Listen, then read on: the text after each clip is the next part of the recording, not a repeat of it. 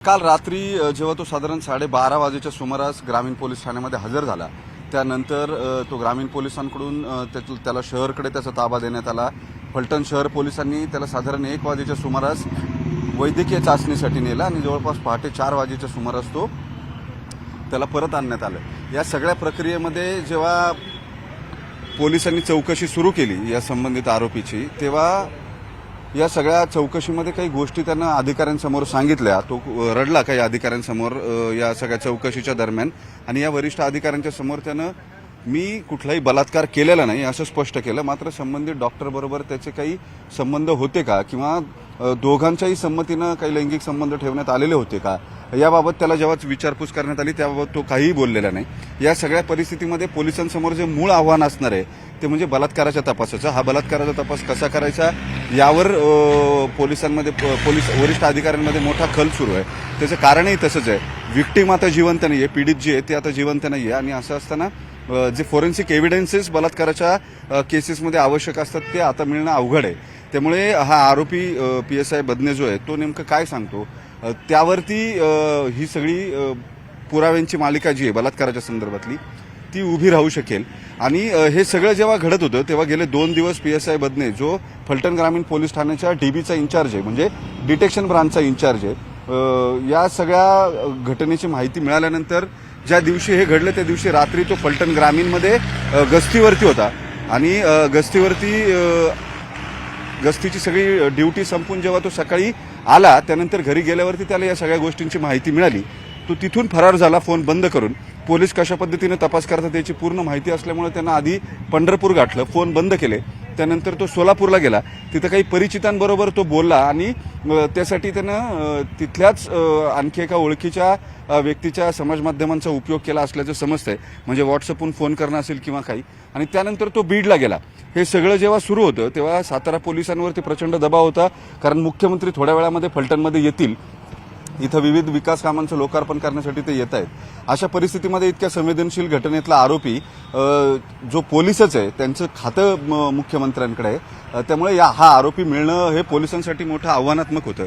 त्यांनी त्याच्या कुटुंबियांना निरोप दिला की जर हा आरोपी म्हणजे PSI बदने जो आहे तो जर मुख्यमंत्री यायच्या आत हजर झाला नाही तर त्याला नोकरीतून बडतर्फ करायची सगळी तजवीज जी आहे ती पोलिसांनी करून ठेवली आहे। या सगळ्याचं गांभीर्य जेव्हा कुटुंबियांना कळालं तेव्हा या PSI बदनेला निरोप देण्यात आली आणि तो तातडीनं पुन्हा बीडवरून फलटणमध्ये आला। हे सगळं झाल्यावरती पोलीस ठाण्यामध्ये हजर होताना सुद्धा त्यानं तो जिथं नोकरीला आहे ते फलटण ग्रामीण पोलीस ठाणे निवडलं। इथल्या एका स्थानिक पत्रकाराला त्याची माहिती दिली, जो कॅमेरा घेऊन तिथं पोहोचला, आणि हा बदने रिक्षातून एका तोंडाला रुमाल बांधून ग्रामीण पोलिसांकडे आला। ज्यावेळेस कॉन्स्टेबल फक्त एकच पोलीस ठाण्यामध्ये बसलेला होता, सगळे वरिष्ठ अधिकारी जे आहेत ते निघून गेलेले होते रात्री, आणि या सगळ्याची कल्पना त्याला होती, तिथं कुणी नाहीये। त्यामुळे हे जवळपास स्पष्ट आहे की तो जिथं नोकरी करतो त्या ग्रामीण पोलिसांमधले काही पोलीस सुद्धा त्याला माहिती देत होते नेमकं काय सुरू आहे, किंवा त्यांच्या मार्फतीनं कदाचित पोलिसांचं कम्युनिकेशन जे आहे ते त्याच्याबरोबर सुरू होतं, त्याला निरोप देणं सुरू होतं। त्यामुळे या सगळ्यामध्ये तो ग्रामीण पोलिसांकडे हजर झाला, ज्याऐवजी तिथं 50 मीटरवर शहर पोलीस ठाणे जिथं गुन्हा दाखल आहे तिथं हजर व्हायला हवं, ही सगळी प्रक्रिया त्याला माहिती आहे, कारण तो पोलीस आहे। असं असताना सुद्धा तो ग्रामीण पोलिसांकडे हजर झाला।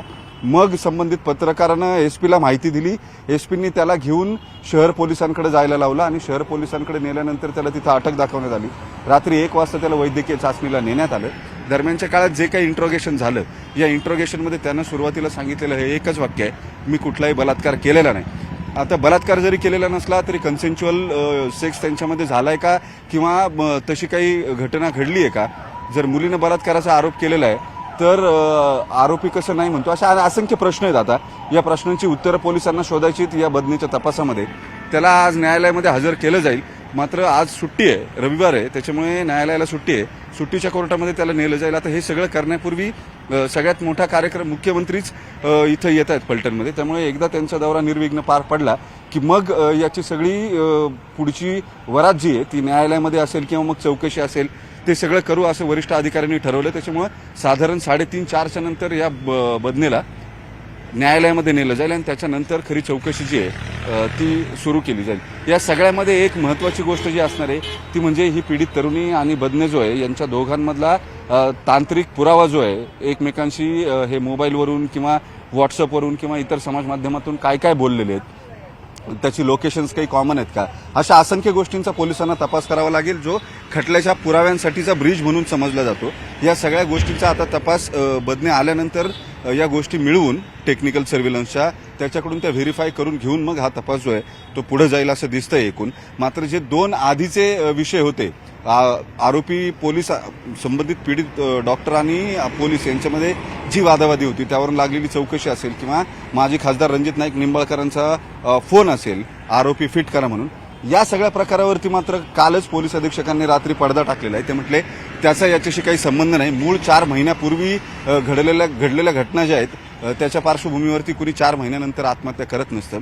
आणि मूळ सुसाईड नोट ज्याला डाईंग डिक्लेरेशन असं सुप्रीम कोर्टानं म्हटलेलं आहे, म्हणजे तो अंतिम पुरावा ग्राह्य धरला जातो. आत्महत्या करणाऱ्या व्यक्तीने जर एखादी गोष्ट लिहून ठेवली तर, आणि मग त्याला चॅलेंज नसतं, ते डाईंग डिक्लेरेशन आहे, त्याच्यामुळे तो जे सांगतोय ते सत्य सांगतोय हेच गृहीत धरलं जाईल असं सुप्रीम कोर्टानं अनेक खटल्यांमध्ये सांगितल्यानंतर तोच पुरावा आम्ही गृहीत धरलेला आहे. आणि त्याच्यानुसार जे तिनं म्हटलेलं आहे त्यानुसार सगळी कारवाई, तपास, चार्जशीट आणि पुढची न्यायालयीन प्रक्रिया केली जाईल असंही अधीक्षकांनी सांगितलं.